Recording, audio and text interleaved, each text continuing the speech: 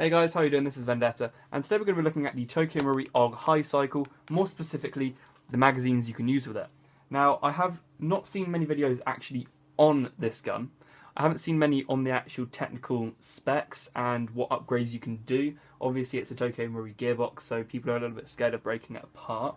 But I just want to go through some of the upgrades in future videos where I'll actually do a complete review of this gun and all the upgrades I've done so that you can decide for yourself whether or not you want to upgrade it. But as I said, we're going to be looking at the magazines because when I got this gun, I just didn't know what magazines worked. Obviously the Marui ones work, and I was a little bit unsure about the Jg ones. I can confirm that the Jg ones do work. The Marui ones of course work, but I just want to kind of break down the differences so that you guys are aware of what you're getting when you pay. So let's start with the Marui one first. This one in Britain is about £30.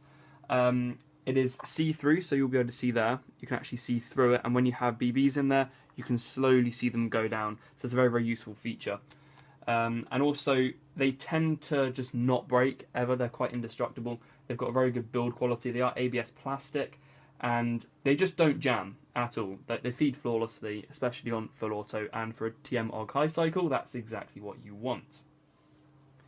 With the Jg one, it is solid black, so you can't see through it. It is a lot cheaper, around about £15, although if you go on gunfire.pl, they're a Polish website, they sell these dirt cheap, and I managed to get them on a sale for about £3.60 each, so I bought 5 of these Jg Aag Mags for about 18 quid, when I should have really paid about 75, so go and have a look at that, I'll put a link down below. But these are good kind of quality mags. I mean, they're pretty damn sturdy. The only issue I find with them is that the feeding quality is not that great. So single shot, perfect, like you'll have no issues. Full auto, that's when you're going to get your issues, because it does tend to jam a little bit. I don't know whether the internal dimensions are slightly different from the TM AUG mag, but you know, it does tend to jam just a little bit, so I would assume maybe the tolerances are just a little bit off. But you know, I mean, it's a cheaper magazine. It's half the price of the TM AUG Mag. And as I said, I got these for about £3.50 each. So that's almost 10 times less than the price of an AUG Mag, well, a TM one. So that's kind of a breakdown of these two. What I'll do is I'll show you how easy it is to change. This is an AUG magazine from Marui, so you can see it's clear.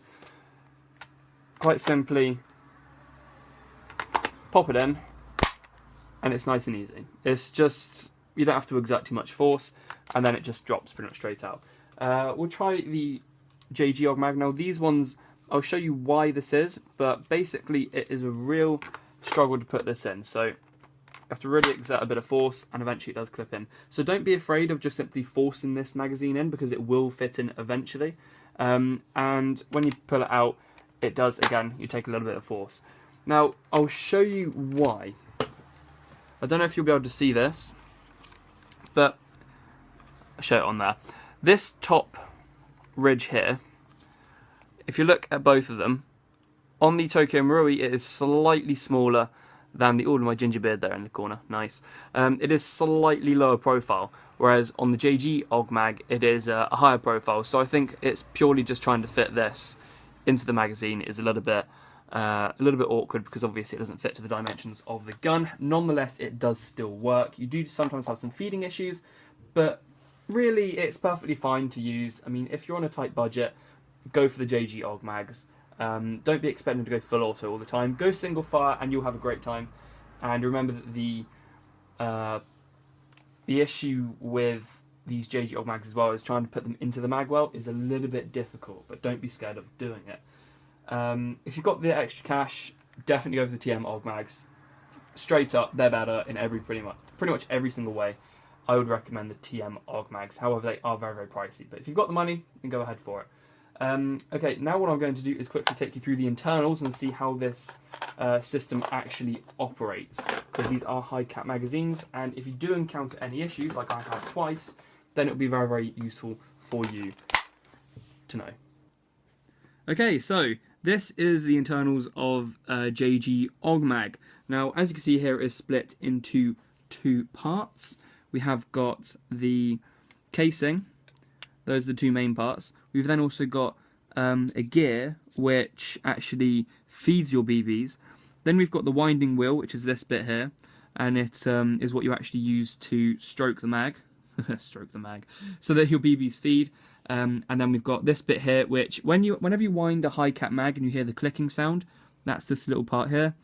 And this part over here is the little spring that goes at the top, and that basically blocks your BBs from shooting everywhere. So normally whenever you see noobs pick up a high cap mag, they'll look at this and go, ooh, what does this spring do? They'll, you know, bring it back, and then BBs will like slap them in the eye. So that's generally what you get.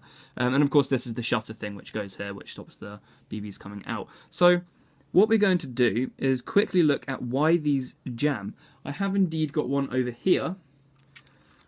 I think this one's jammed, I'm not entirely sure. It's kind of jammed a little bit. Yeah, it is. Okay, so I know that because I've taken out the screw. You can see that screw there. Unwind, and that'll mean that the internals will simply slip out. So this little bit here, pop that down, put your finger in, and pretty much just pull it out. And you should, there we go, you should get the internals of the magazine. And of course you've got that little shell there. So this is what all of it looks like assembled. And what I'm going to show you guys is how it's actually put together. So this is going to be the base. That's what we need. As you can see there is indeed a wheel. Now this gear goes there like so. And if we view, it should just simply move like that. Don't know if you can see that. So what you get is you get BBs coming down through the magazine. When you wind this gear, which is going to be on top of that, you'll be winding that way, which will make this gear move that way as well. And then BBs will basically feed all the way around, and then they'll go up here, and then they'll shoot out of your gun. That's how this system works. And then of course we've got these little dips here in this secondary gear, so that when this gear goes clockwise, this one goes anti-clockwise, so the BBs get fed into this portion here, and then they get collected by the secondary gear to then go up the magwell. So that's how these actually work. Now, in order to put them back together, this magazine is currently broken, and I think it is because this gear here is not connected to this gear. So whenever I have that gear in there and I start to wind, what happens is that even though it's in position, it's not winding this gear to go around with it. So this gear, it needs to be, you know, obviously spun clockwise in order to make this go clockwise, which makes you feed. But whenever I spin this clockwise, because they're not physically connected, it's not spinning clockwise at all. So I'm spinning this, but nothing's really happening. And that's where we're getting the issue, and that's where we're getting the jam. And that's normally when your Jg Aag Mags do indeed break. So what I'm trying to do at the moment, and what I will be doing when I get back to university, is super gluing this somehow onto there. But in order to do that, what you need to do is take this secondary piece. This secondary piece goes on top of this. So in order to do that, take that out of the way for a second. This would normally go face down. So I would recommend putting this gear through here and then popping this over here like so. But the thing is, what I'm planning on doing is basically super gluing the inside of this a little bit and then pushing this through. Once that's pushed through, I'll then leave it for a few hours, and then it should, they should both, you know, move in sync. That's hopefully what we're going to get, but I'm still yet going to test that theory. When I go back to university, I'll give you guys an update, and then I'll break everything apart and do it all for you, so that you can have a demonstration. But that's how we're going to have that. That's going to be fully you know, assembled.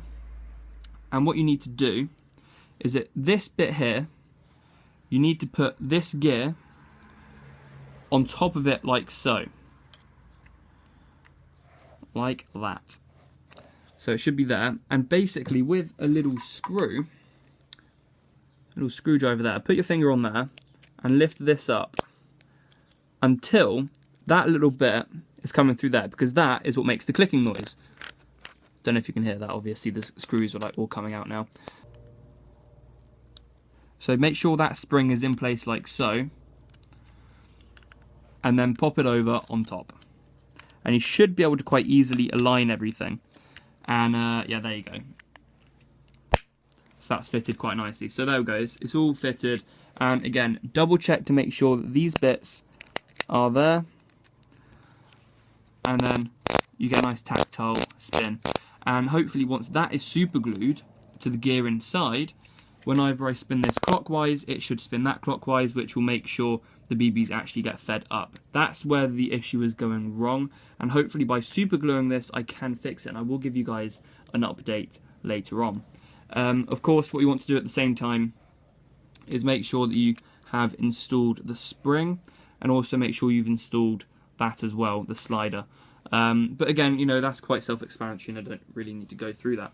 So I hope you guys have learned something during this video. Please give it a thumbs up if you found it very, very helpful, and put down below your AUG specs. Put down below what you're shooting at, maybe what your rate of fire is, what batteries you use, what optics you're using, you know, maybe any extra information on the magazines themselves, and post any questions. So I hope you've enjoyed this video, and bye for now.